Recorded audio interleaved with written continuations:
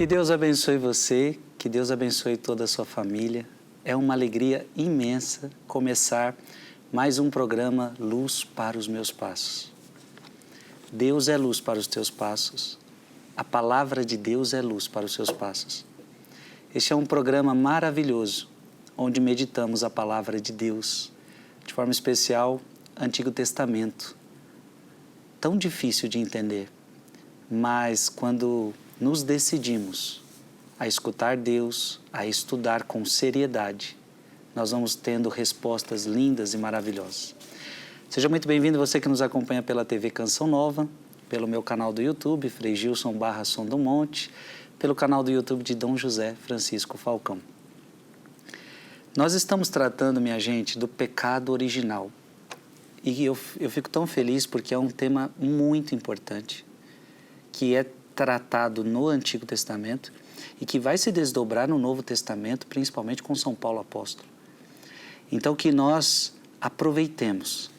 Já fizemos vários programas sobre isto, sobre o pecado original, o pecado dos nossos primeiros pais, que passou para todos nós, todos pecaram e todos agora estão privados da glória de Deus, Romanos 3, 23. Veja, pega a sua Bíblia, pegue o seu catecismo e nós vamos fazer uma experiência incrível hoje, tá bom? Vamos fazer uma experiência incrível. Você que perdeu os outros programas, todos estão no canal do YouTube para você assistir a hora que você quiser. E vamos hoje aprofundar mais uma vez sobre o pecado original na Sagrada Escritura. Antes de tudo, quero acolher Dom José Falcão, que já está no meio de nós. Com muita alegria, é com ele que a gente vai aprender tantas coisas hoje. Sua bênção, alegria tê-lo aqui conosco. Deus abençoe a sua vida, Frei Gilson. É uma alegria estar aqui. Dom José, que bom que estarmos juntos novamente. O programa passado foi uma bênção. E o bom é saber que muitas coisas ainda podemos aprofundar do pecado original. E eu queria já fazer uma pergunta para o senhor.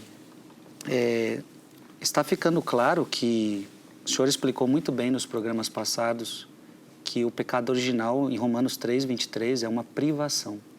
Fomos privados da glória de Deus. E Romanos 5, 12, esse pecado passou, a morte passou para todo o gênero humano. Ou seja, nós entramos numa situação muito difícil e o Senhor foi nos explicando isso, as consequências do pecado original. Agora, minha pergunta para o Senhor é a seguinte, é uma pergunta muito interessante. Se Deus, pela sua presciência, ou seja, Ele conhece as coisas antes de elas acontecerem, Ele já sabe que uma pessoa será condenada. Então, imagina, Deus já sabe se uma pessoa já vai para o inferno. Não teria sido melhor Deus não criar essa pessoa, em vez de criá-la para ela ir para o inferno, sendo que Deus já sabia que essa pessoa não se salvaria? Quando a gente olha a vida de pessoas que viviam em gravíssimo estado espiritual, pecados mortais terríveis que elas cometeram e depois se arrependeram, a gente já começa a entender o quê? Não seria melhor Deus não criar essas pessoas, sabendo desde toda a eternidade que elas iriam se salvar? É lógico que não seria melhor. Ou seja, seria melhor que as coisas fossem como estão. Deus Todo-Poderoso, na sua ciência que não conseguimos abarcar, que não conseguimos enxergar o tamanho e a sabedoria e a perfeição dos desígnios de Deus, vislumbrando desde toda a eternidade que São Dimas, o ladrão, segundo a tradição da igreja, ele se chama Dimas. Sim. Tem uma paróquia em São Paulo, sua cidade, que é edificada em honra de São Dimas. Pois bem, o ladrão que se arrependeu. Desde toda a eternidade, Deus sabia que ele iria pecar ao longo de toda a sua vida. Sabia. Apesar disso, o criou. E sabia desde toda a eternidade que ele pecaria por iniciativa dele, por responsabilidade dele. E desde toda a eternidade, Deus, malgrado tudo isso, por amor, o criou. Respeitando ao longo de toda a vida dele a possibilidade de pecar, o que o levou a pecar. Ele pecou porque quis e Deus não o impediu de pecar, nem o forçou a se arrepender. Trata-se, portanto, de uma decisão, de decisões que todos os pecadores, que todos os seres humanos ao longo de sua vida tomam e que Deus, desde toda a eternidade, sabia, mas quis, por amor, que aquela pessoa viesse à existência, mesmo sabendo que Deus ia ser ofendido, que Deus ia ser desprezado, que Deus ia ser vilipendiado, etc., etc. E desde toda a eternidade, Deus contemplou também aquele momento decisivo. Lembra-te de mim quando estiveres no teu reino. Bem, se nós analisarmos a vida de pecado de Dimas até alguns segundos antes desse pedido, tirando a possibilidade que ele efetivou logo depois, lembra-te de mim quando estiveres no teu reino, a conclusão talvez fosse essa: não seria melhor que Deus não o criasse, sabendo que ele ia cometer tantos pecados? Resposta: não, por causa da conversão dele. Deus criou a criatura, Deus criou todos os seres humanos com a capacidade de decidir. Essa capacidade, autonomamente, nós a teremos até ao fim da nossa vida. E quantas vezes quisermos pecar, afastando-nos de Deus, nós o faremos. Mas a recíproca também é verdadeira. Tantas vezes queiramos nos arrepender, nós o faremos, e nem Deus vai nos forçar, nem o diabo vai impedir. Bem, então é sempre importante a gente colocar essas duas possibilidades. Se alguém está ou for para o inferno, está porque foi criado com a capacidade de decidir e podia decidir em favor de Deus e não quis, e podia, estando diante de Deus, se afastar de Deus e o quis. Toda a questão é exatamente essa: a possibilidade, sem que ninguém force, sem que o diabo force e sem que Deus force, sem que o diabo force-o a pecar, sem que o diabo o impeça de voltar para Deus, e sem que Deus impeça a criatura de pecar, e sem que Deus não force, não obrigue a criatura a se arrepender. Toda a questão é essa. Não seria melhor? Eu não sei se seria melhor. Porque se você diz, é melhor você não criar esta pessoa sabendo que ela vai para o inferno, ela vai para o inferno pela possibilidade que Deus deu para ela de criar o inferno para si, nessa vida e na outra. Mas essa mesma possibilidade Deus deu para quem quiser, assim como tantos convertidos que viviam nas trevas. São Francisco de Assis. Sim, é isso que eu estou pensando, nos santos já. Nos santos, o Dimas, São Dimas. Tantos outros que viviam... Santo Inácio de Loyola, parece que a conversão de Santo Inácio, ele era um soldado, enfim, vivia afastado de Deus. Começou a se arrepender, parece-me que na enfermaria, lendo os livros dos santos, etc.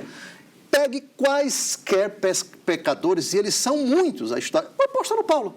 Pronto, o apóstolo Paulo. Bem, então veja, quando você diz seria melhor não criar, você pode estar colocando também nessa condição muitos santos que cometeram pecados ao longo da vida, e até pessoas que se arrependeram, mas ao longo da vida, altos e baixos. Quantas pessoas que tiveram uma vida de trevas, depois, ao longo da vida, meu Deus, quantas quedas. Eu estou na paz de Deus, eu estou na amizade com Deus, depois comete um pecado mortal. Meu Jesus, misericórdia, tenha compaixão de mim. É perdoado, levanta-se de novo, caminha, tem um itinerário tão bonito de santidade, depois um pecado mortal, depois, enfim, e assim por diante. Não seria melhor? Veja, o problema é quando a gente fecha e analisa uma realidade dramática, dolorosa, como perseguir a Igreja de Cristo, como diz o apóstolo Paulo, certo, mas... pela graça de Deus, eu sou o que sou. Deus teve compaixão de mim. Saulo, Saulo, por que tu me persegues? Então, o perigo dessa pergunta, não estou dizendo que Vossa Reverendíssima está fazendo aqui, às vezes, das pessoas que querem uma resposta. São perguntas que eivadas de emoção. Bem, não seria melhor, sei lá, puxa vida, é doloroso, é compreensível, Frei Gilson, que uma pessoa... Mas não seria melhor que Deus levasse essas pessoas, enquanto tantas pessoas boas estão morrendo, etc. Por que tais pessoas não morrem? Porque elas estão ainda nesta terra, enquanto tanta gente boa morre? São perguntas, digamos assim, se a gente parar para analisar... tem emoção demais nessas perguntas.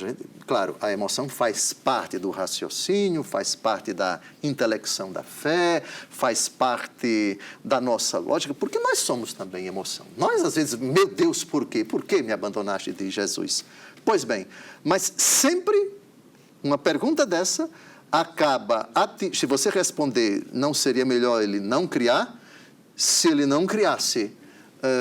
aquele pecador que parece que morreu em pecado mortal, você teria que colocar aí também aqueles que cometeram muitos pecados ao longo da vida, mas que num determinado momento se arrependeram. É uma possibilidade, tanto para o poder das trevas, vou levantar-me, vou ao meu pai, direi, pai, pequei contra o céu e contra ti. É uma possibilidade. Não seria melhor, diria alguém, que esse filho que abandonou o pai não tivesse sido criado? A lógica parece que do filho mais velho, né? Sim. Que não queria entrar que ouviu o barulho da dança. O que está acontecendo? Teu irmão voltou. Não quero entrar. Esse teu filho que estragou os bens de uma vida devassa, eu sempre estive com o Senhor, etc. E agora ele chega, o Senhor dá uma festa.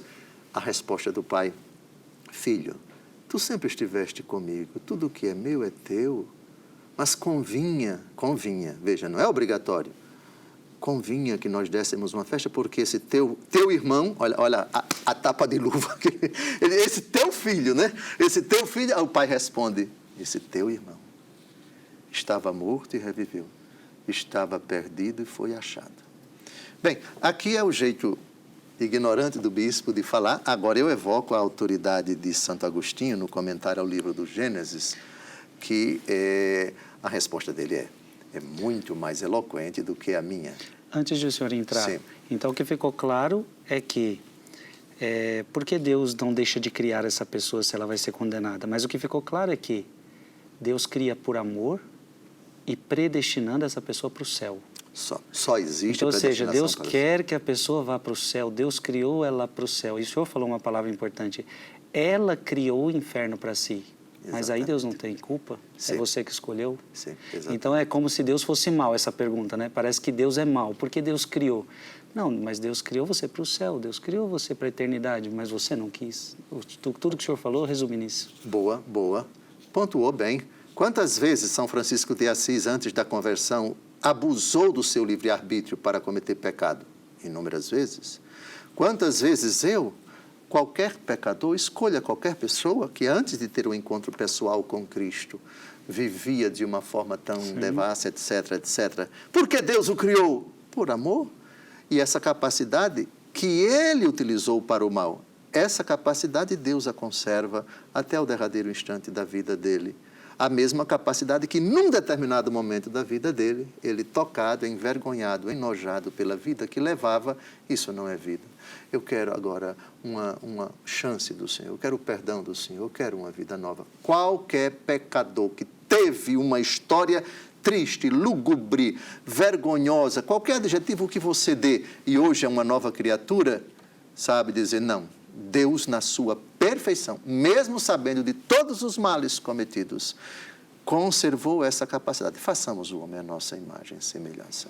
Mesmo sabendo do abuso que essa criatura vai realizar ao longo de sua vida. Mas, por amor, ele vai respeitar essa capacidade até o derradeiro instante. Tu podes, compreendendo o tamanho do meu amor, arrepender-te e humilhando-se, suplicar de mim a misericórdia, e eu vou responder imediatamente: hoje estarás comigo no paraíso. Dom José, antes de o senhor ler ainda o texto de Agostinho, me fez lembrar o texto do Gênesis, eu acho que é no contexto de Noé, aonde Deus se arrepende de ter criado o ser humano. Tem esse texto. Deus parece que se arrepende. O que seria esse arrependimento de Deus? Porque está dentro do que a gente está conversando aqui. Por que Deus criou essa pessoa condenada? Em algum momento Deus se arrependeu de criar o ser humano? Isso é Deus falando mesmo? Gênesis, bom, ele, viu? Estou tratando aqui de um assunto, em Maceió, ele vai para Nova York, é ele. Bem, vamos ler Gênesis capítulo 6, versículos de 1 a 6. Quando os homens começaram a multiplicar-se sobre a terra e lhes nasceram filhas, os filhos de Deus viram que as filhas dos homens eram belas e escolheram esposas entre elas. O Senhor então disse: Meu espírito não permanecerá para sempre no homem, porque todo ele é carne, e a duração de sua vida será só de 120 anos. Naquele tempo, viviam gigantes na terra, como também daí por diante, quando os filhos de Deus se uniram às filhas dos homens, e elas geravam filhos. Estes são os heróis tão afamados dos tempos antigos.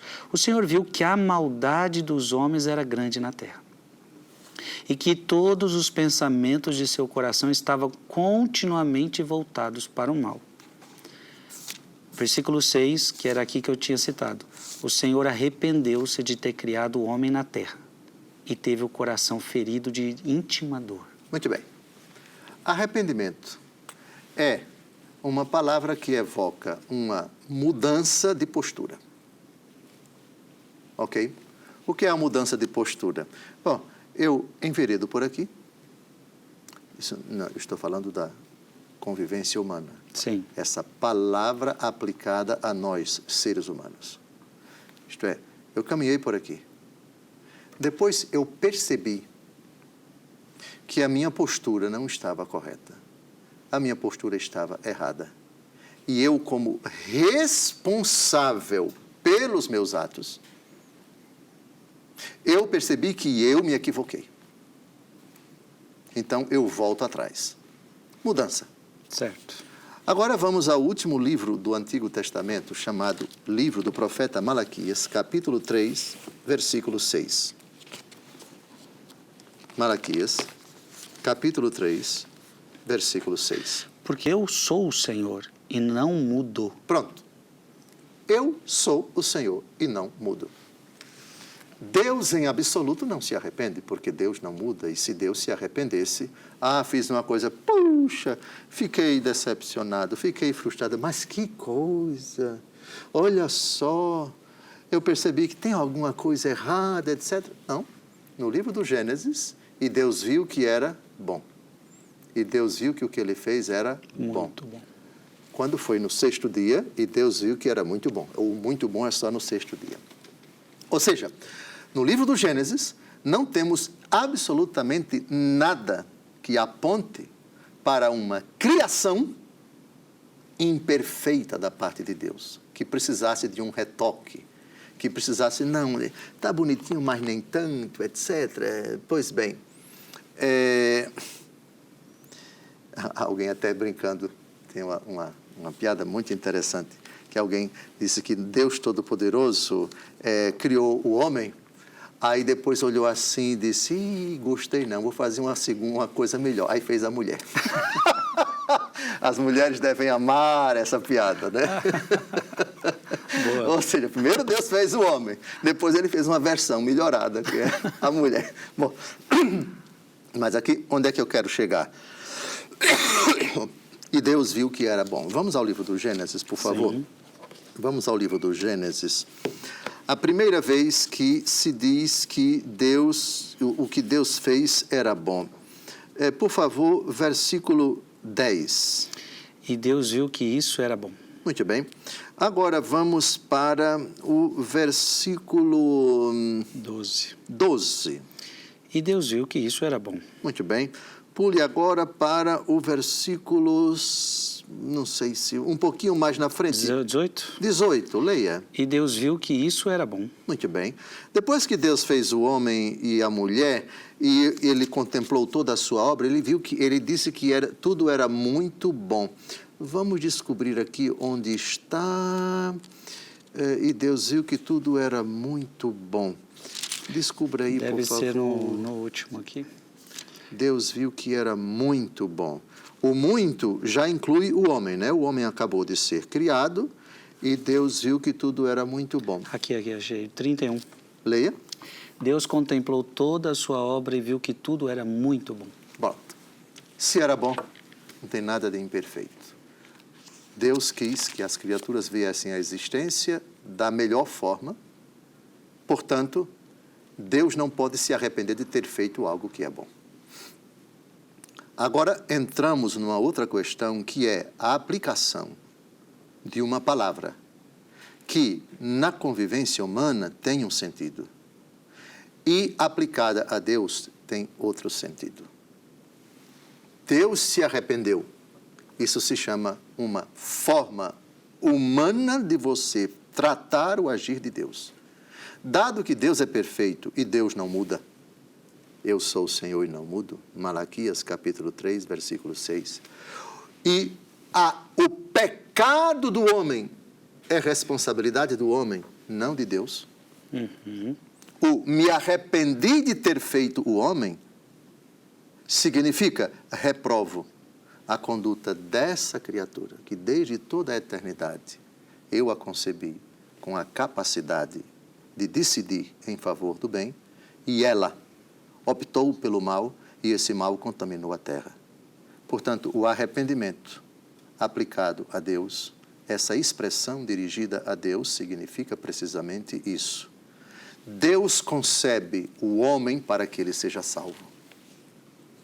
Quando o homem perverte o sentido para o que ele foi criado, quando o homem abusa da capacidade que Deus lhe deu de decidir autonomamente, pensando e decidindo, a reprovação de Deus àquilo que o homem fez. Veja porque não pode ser interpretado ao pé da letra, eu me arrependi de ter criado. Por causa, vamos de novo ao capítulo 6, porque aqui nós temos uma resposta no próprio livro do Gênesis, capítulo 6, veja. Qual foi a causa de Deus ter se arrependido? No versículo 5, a maldade dos homens. Ou seja, Deus se desgosta, Deus reprova, Deus condena o pecado do homem. E o autor sagrado, que não tinha, digamos assim, essa capacidade de articular que nós temos hoje para falar da intangibilidade, da imutabilidade do ser e do agir de Deus, utilizou essa expressão. Deus se arrependeu. Não se arrependeu de ter, veja, de ter cometido a maldade. A maldade foi cometida pelo homem. Sim. Os homens é que cometeram esses pecados que encheram a terra. O autor sagrado, para transmitir, para significar, para simbolizar, para traduzir a ideia da reprovação de Deus, utilizou esse verbo que, aplicado à nossa convivência, tem um sentido completamente diferente. E nosso tempo já está acabando, a gente vai ler o texto, então, de Santo Agostinho no próximo bloco.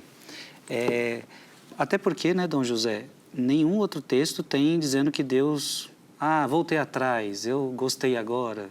E também, se a gente vê, o Senhor se arrependeu como se fosse um pecado dele, um erro dele, de Deus, não teria nexo nenhum à cruz, não teria nexo nenhum à ressurreição, de Deus amar tanto o ser humano que tentar purificá-lo, tentar perdoá-lo. Então, ou seja, entendendo esse versículo de uma forma errônea, dá vários problemas na Sagrada Escritura inteira.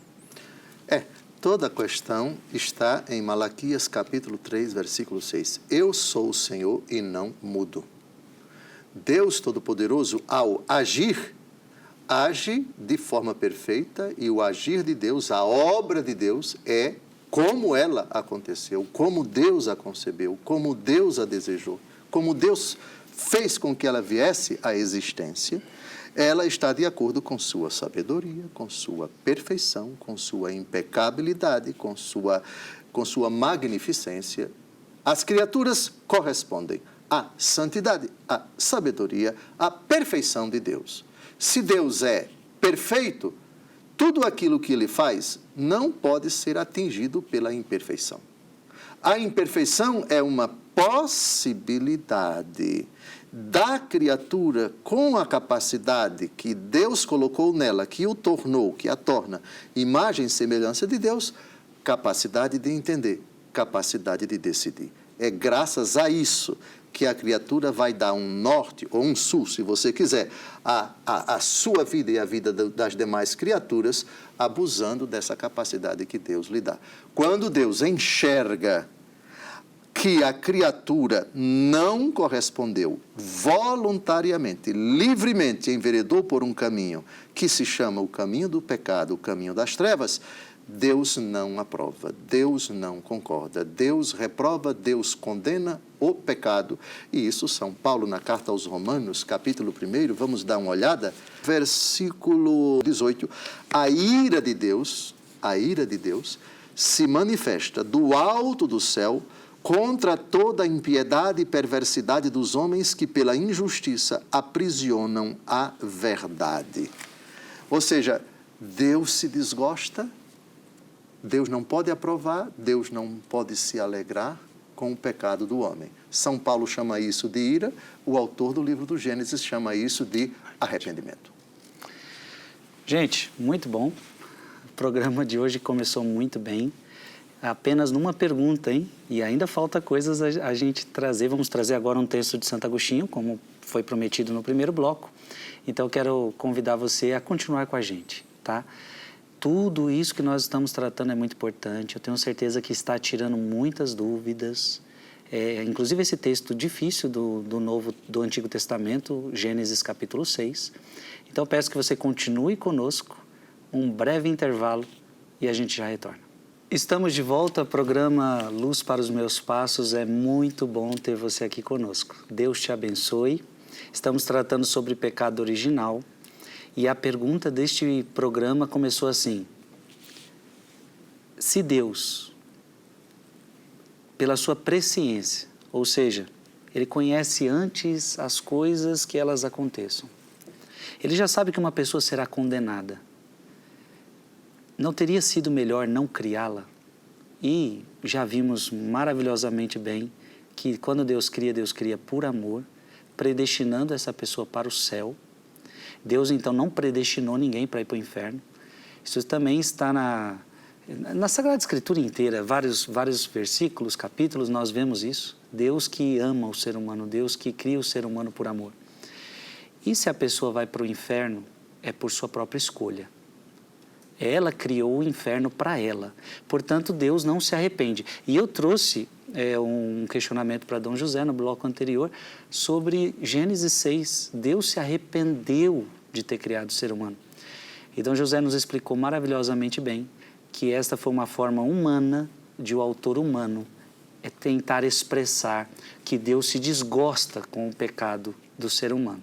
O problema ali é que Deus se desgostou, que a maldade estava crescendo na terra. Mas agora vamos trazer Santo Agostinho como prometido, explicando, argumentando um pouquinho sobre esta realidade. Vamos lá, Dom José, queremos ouvir o grande Agostinho. Santo Agostinho tem uma obra chamada Comentário ao Gênesis. Já foi publicada em língua portuguesa, aqui na editora Paulo, se não me engano, naquela coleção patrística da cor verde, da capa verde. E acredito que esse texto, melhor do que a explicação que eu dei no bloco anterior, acho que vai esclarecer bastante e vai responder a contento, ele, o grande, o magnífico, a pergunta de Vossa Reverendíssima. Vamos lá. Vamos. Quem há de dizer, mesmo depois de pensar um pouco, é melhor que não tivesse criado aquele que ele previa poder se corrigir à vista do pecado de um outro, do que criar também aquele que sabia de antemão que deveria ser condenado por seu pecado? É o mesmo que dizer, é melhor que não existisse aquele que seria coroado usando o bem e por misericórdia do mal de outrem, do que existisse também o mal que fosse castigado justamente em virtude de seu merecimento. Com efeito, a reta razão demonstra que as duas coisas não são igualmente boas, mas uma é melhor e a outra pior. Os tardos de inteligência não entendem, chamou aqui de burrinhos, os tardos de inteligência não entendem que, ao dizerem ambos são iguais, não estão dizendo outra coisa, senão existiria apenas um. E assim, ao quererem igualar as classes de bons, diminuem seu número e, aumentando exageradamente uma classe, eliminam a outra. Quem teria coragem de os escutar se dissessem, sendo mais excelente o sentido da visão que o da audição, deveríamos ter 4 olhos e ficar sem audição? Do mesmo modo, se é mais excelente a criatura racional que se submete a Deus, sem merecimento de qualquer castigo e sem qualquer sinal de soberba, do que uma outra que foi criada entre os homens de tal modo que não consegue reconhecer em si o dom de Deus, a não ser diante do castigo do outro, de modo a não se ensoberbecer, mas a se encher de temor, ou seja, a não confiar muito em si, mas a confiar em Deus, que quem há de dizer com razão, tanto faz existir esta como aquela, e não perceba que nada mais está dizendo senão que não exista esta, mas apenas aquela. Se se diz isso, ignorante e neciamente, por que Deus não haveria de criar também aqueles que saberia de antemão que seriam maus, querendo assim mostrar sua ira e seu poder, e assim tolerando com muita paciência os vasos de ira, prontos para a perdição, a fim de que fosse conhecida a riqueza de sua glória para com os vasos de misericórdia preparados para a glória. Pois assim o que se gloria, glorie-se tão só no Senhor, ao conhecer que não é seu, mas dele, não só sua existência, mas também a bondade recebida somente dele, do qual tem poder existir. Traduzindo, Deus Todo-Poderoso já sabe que essa pessoa vai para o inferno. Mesmo assim, a deseja, e ela vem à existência. Da mesma forma que uma pessoa que, como ela, Deus sabe que vai para o céu, mas o itinerário dessa pessoa que vai para o céu é um itinerário muito parecido com o dela. A única diferença é que, num determinado momento da vida desse daqui, que praticou o mesmo mal que essa pessoa, ele vai se arrepender. E Deus, desde toda a eternidade, conhecia todos os males que ele cometeria, e a sua conversão e o que decorreria da conversão. Da mesma forma, Deus sabe desde toda a eternidade. Teve paciência com ela, como teve paciência com Dimas. Aguardou até o último instante que ele se arrependesse. E toda a vida de Dimas já era conhecida desde toda a eternidade, como também o momento da sua conversão e o desenlace dele na graça de Deus. A paciência de Deus que foi exercida para Dimas, a mesma paciência com esse daqui. Bem, estamos diante de um mistério, é verdade, o mistério, se Deus já sabe que uma pessoa vai para o inferno, por que criá-la? Deus não predestina ninguém para o inferno, como pontuou bem Vossa Reverendíssima, quer que todos se salvem, concebe por amor desde toda a eternidade na sua presciência todas as criaturas, faz as criaturas virem à existência, elas vêm à existência por um ato de amor e ao longo de toda a vida a paciente misericórdia de Deus que envolve este que Deus já sabe que vai para o inferno, mas não quis, não o predestinou para ir para o inferno, predestinou para ir para o céu. Mas, da mesma forma que foi paciente aguardando aquilo que na vida desse outro acabou se realizando. Se esse se converteu, se esse se perverteu até um determinado momento da vida, foi porque ele quis. E Deus teve paciência com ele. E Deus permitiu. E Deus não o impediu. E quando ele se arrependeu, Deus não o forçou. Foi decisão dele. Esse daqui se condenou, vai se condenar, e Deus sabe disso desde toda a eternidade, mas por decisão dele. Sim. Permanecerá, todavia, um mistério. E ele traz uma coisa interessante, né? Pois aqueles que se gloriem-se no Senhor, também aquele que for para o céu é simplesmente por graça de Deus, por ajuda de Deus. Nenhum momento foi você mesmo também, né? Sem mim nada podeis fazer, João capítulo 15, versículo 5, e 1 aos Coríntios, capítulo 4, versículo 7, o que tens que não tenhas recebido. Exato. Então, não te glories, não te glories. Se tu te converteste, foi com o meu auxílio. Foi decisão tua. Mas sem a minha graça, tu não conseguirias. Agora, então, se foi para o inferno, foi por você mesmo. Exatamente. Não teve ajuda de Deus nem um pouco. Não teve empurrão de Deus, nem também o diabo forçou. O diabo não tem o poder de forçar ninguém a pecar. Me agrada muito a frase de Santo Agostinho: o demônio não tem força para dominar, ele tem astúcia para enganar. Ele lança a proposta, se você cair na dele, aí é responsabilidade sua. E eu creio que, para terminar esse assunto e para irmos para uma próxima pergunta, a igreja também nunca disse quem está no inferno. Não. A não ser os anjos decaídos, a gente tem certeza que estão, mas também não sabemos quais os nomes. Sim, mas não tem, né, nenhuma pessoa humana que a igreja tenha dito: este fulano está no inferno. A parábola de Lázaro e do rico Epulão, que só aparece no Evangelho segundo Lucas, bem, é uma parábola. Não é um Lázaro de carne e osso, não é? Verdade? Nós temos o pai Abraão. O pai Abraão existiu. Lázaro e o rico são, digamos assim, figuras fictícias que nosso Senhor Jesus Cristo coloca nessa parábola, que tem uma parte horrorosa, que é a do inferno. Sim, sim. Mas é uma parábola. A igreja nunca disse que tal pessoa está condenada. No caso de Judas Iscariotes, nós temos, o texto diz que ele, cheio de remorsos, foi se suicidar. Bem, na vida de Judas nós temos dois pecados: o pecado da traição e o pecado do suicídio.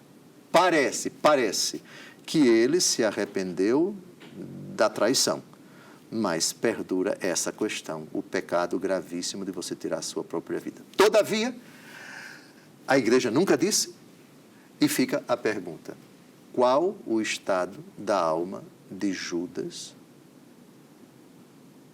O último instante lúcido, consciente de Judas, antes de partir, antes de sua alma deixar o seu corpo, ele emitiu um arrependimento, um ato de arrependimento sincero por ter cometido o pecado do suicídio. Vamos dar uma olhada no capítulo 27 de São Mateus, versículo 3. É o episódio em que ele, depois que Nosso Senhor está preso, né? No outro dia de manhã, chegando amanhã, diz o versículo 1, os príncipes dos sacerdotes e os anciãos do povo se reuniram em conselho para entregar Jesus à morte, ligaram-no e levaram ao governador Pilatos. Bem, agora vem o que interessa no versículo 3. Judas, o traidor, vendo-o então condenado, tomado de remorsos, foi devolver aos príncipes dos sacerdotes e aos anciãos as 30 moedas de prata, dizendo-lhes: pequei entregando o sangue de um justo. Responderam-lhe: que nos importa? Isto é lá contigo. Ele jogou então no templo as moedas de prata, saiu e foi enforcar-se. Mateus 27, de 1 a 5. Bem, agora vamos ver o que a tradução da Bíblia de Jerusalém, se a palavra é remorso. Nós sabemos que em língua portuguesa, remorso é uma coisa e arrependimento é outra. Muito bem.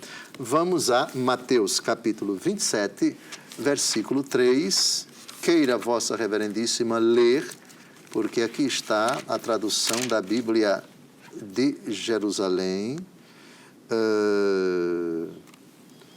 Parece que é a mesma palavra. Leia o versículo 3, Bíblia de Jerusalém, Mateus 27, 3. Então Judas, que o entregara, vendo que Jesus fora condenado, sentiu remorsos e veio devolver aos chefes dos sacerdotes, aos anciãos, as 30 moedas de prata. Bíblia de Jerusalém, remorso. Bíblia Ave Maria, remorso. Não sei as outras, bom, mas vamos admitir que uma tradução possível seja arrependimento. Então, vamos dar como descontado que Judas se arrependeu de ter traído Jesus. Está resolvido metade do problema, porque temos um outro pecado mortal que ele vai cometer agora, o suicídio. Um pecado contra o 5º mandamento da lei de Deus. Se arrependeu ou não desse próprio ato, nunca saberemos. Concluindo, a igreja nunca disse que alguém está no inferno. Vossa Reverendíssima está certo. Certo. Agora, o senhor tocou num assunto que é de muita dor para muita gente, porque temos muitos casos onde parentes se suicidaram. E houve-se uma compreensão de que todo mundo, antigamente, que todo mundo que se suicidava já estava no inferno.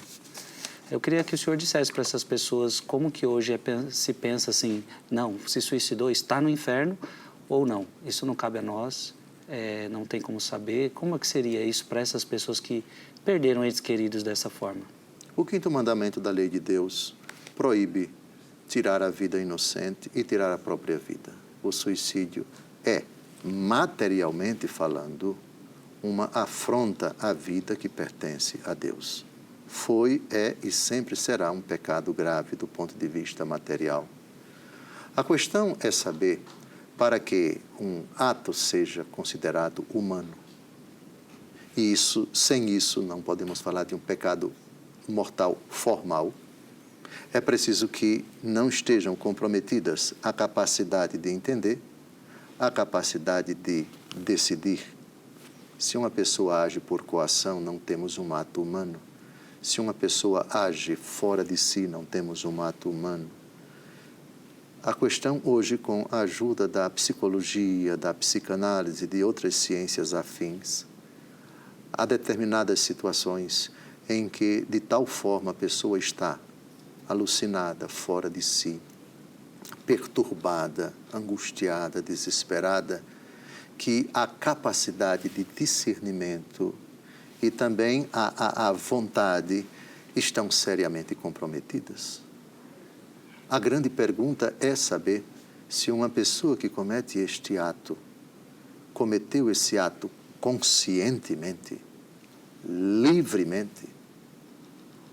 Jamais nós saberemos. E ainda que tenha cometido, não livremente, não conscientemente, se ultimando, sei lá, ou por ter tomado aquilo, ou por ter cometido aquilo, será que num determinado momento da sua agonia, ela clamou por Deus, tenha misericórdia de mim, que acabei de fazer essa loucura? Nós não sabemos. Exato. E o amor de Deus é infinito e nós não conseguimos abarcá-lo, nem conseguimos medir se naquela agonia, naquele desenlace, em algum segundo, misericórdia, Jesus, o que foi que eu fiz, Jesus? Tenha compaixão de mim. Se ela disse isso, hoje estarás comigo no paraíso. Então, há de se separar, Frei Gilson, o pecado material do pecado formal. Pecado material, a matéria, isto é, tirar a vida. Isso sempre vai ser um pecado mortal. Mas, para que isso seja imputado à pessoa, é preciso que o ato, para ser humano, ele tenha que ser um ato consciente e livre. A respeito disso, das exigências na teologia moral, para que se fale de um pecado mortal formal, temos que ter matéria grave e temos que ter também uma capacidade não atingida, não contaminada, não comprometida do entendimento e da vontade. Peço a Vossa Reverendíssima que, parágrafo 1859 do Catecismo da Igreja Católica. 1859. Queira ler, por favor, devagar. O pecado mortal requer pleno conhecimento e pleno consentimento. Pressupõe o conhecimento do caráter pecaminoso do ato, de sua oposição à lei de Deus. Envolve também um consentimento suficientemente deliberado para ser uma escolha pessoal. A ignorância afetada e o endurecimento do coração não diminuem, antes aumentam o caráter voluntário do pecado. Olha aqui também, agora o parágrafo 1860. Primeiro vamos pontuar aqui uma coisa. Pleno conhecimento e pleno consentimento. Pleno. A pergunta é, uma pessoa em extrema aflição, uma pessoa profundamente perturbada, uma pessoa drogada, uma pessoa que ingeriu... Bêbada, enfim, a pessoa está no seu pleno conhecimento do que está fazendo, do seu pleno consentimento. Agora vamos ao parágrafo 1860. A ignorância voluntária pode diminuir ou até anular a imputabilidade de uma falta grave. Mas supõe-se que ninguém ignora os princípios da lei moral inscritos na consciência de todo ser humano. Agora vem o que interessa. Os impulsos da sensibilidade, as paixões, podem igualmente atenuar o caráter voluntário e livre da falta, como também pressões exteriores e perturbações patológicas. O pecado por malícia, por opção deliberada do mal, é o mais grave. Então, veja, temos vários elementos aqui a serem considerados no momento em que aquela pobre criatura tomou essa decisão. Imaginemos uma criança cujo pai a ameaça, cujo pai bate nela e impõe para ela um clima de terror. Se você não passar, se você não estudar, se você não fizer isso, eu vou bater em você. Cria aquele clima de terrorismo psicológico, a criança começa a apanhar, etc, etc. Quando menos espera, a criança vai e tira a sua própria vida. Ah, está no inferno. Calma, não tenho condição de dizer isso não, por favor. Talvez vá, se não se arrepender, aquele que exerceu essa pressão sobre essa criança. Sim. Por detrás, não estou falando, cada caso é um caso, mas por detrás do suicídio de uma pessoa, vamos olhar com atenção, não digo com carinho, mas com atenção, as pessoas que fizeram parte da vida dela e que acabaram contribuindo para deixá-la extremamente perturbada, nervosa, angustiada, desesperada, de sorte que aquela pobre criatura, naquele momento, atenção, com impulsos de sensibilidade, comprometida com suas paixões, pressões exteriores e perturbações patológicas. Vamos com calma, vamos com calma. Eu não tenho condições de dizer, sem conhecer profundamente o que se passou no coração desta pessoa, que ela cometeu um ato consciente, um ato sem nenhuma influência de pressões exteriores, de agressões, de medo, de terror, de pavor, a ponto de essa criatura chegar a essa situação. Não tem condições. Ficou muito bem explicado, Dom José. Creio que ajudou aí muitas pessoas que têm esses dramas. Eu conheço várias e o medo delas já está. Não, e o senhor está deixando claro, não temos como saber isso. Várias questões entram aqui, né? Várias questões entram.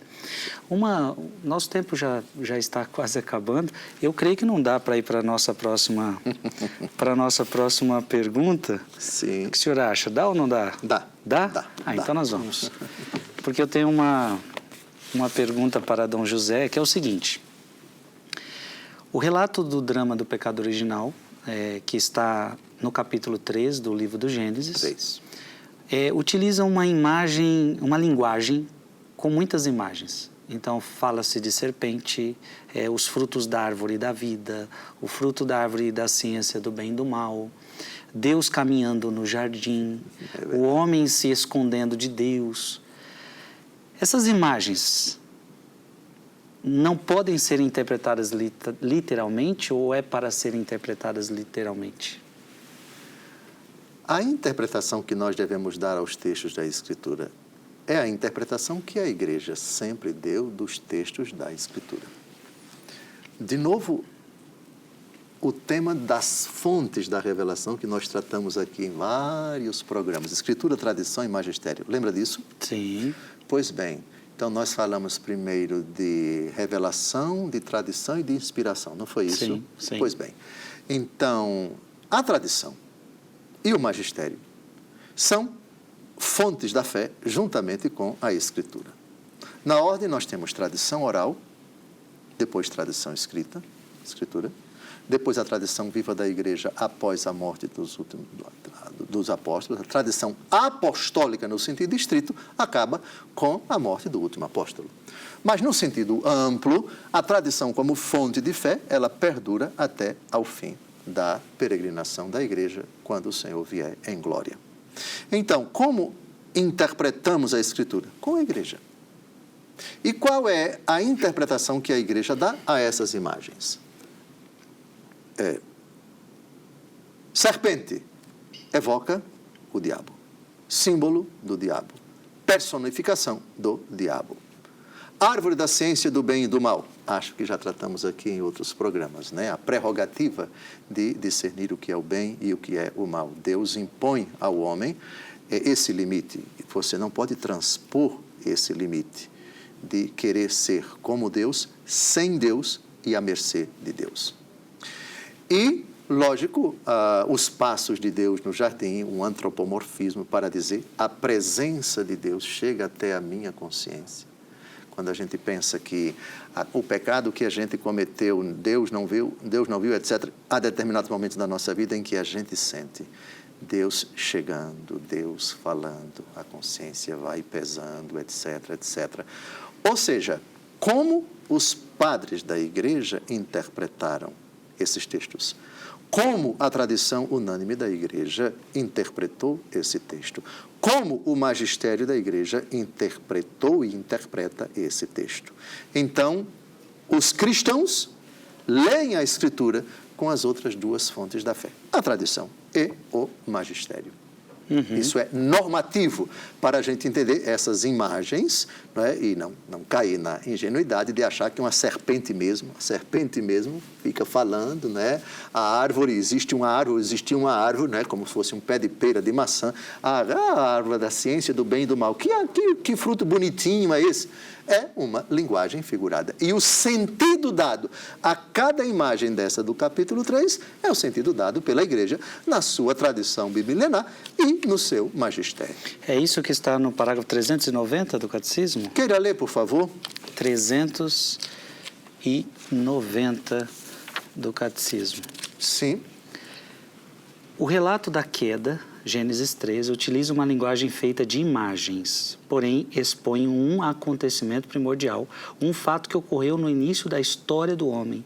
A revelação nos dá a certeza de fé de que toda a história humana está marcada pelo pecado original, cometido livremente por nossos primeiros pais. Certeza de fé. Eu destacaria isso. A fé da igreja. Sim, a fé da igreja. Sim. A fé dos apóstolos. E São Paulo faz alusão, me parece, ao pecado original em Romanos 5, versículo 12. Assim como pela desobediência de um só homem, o pecado entrou no mundo, pelo pecado a morte, assim todos pecaram.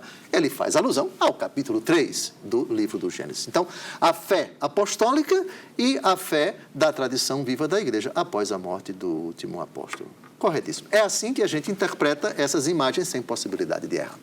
Muito bom. Meu irmão, Deus te abençoe. Que programa maravilhoso. Olha, por favor, não fica só com você, não.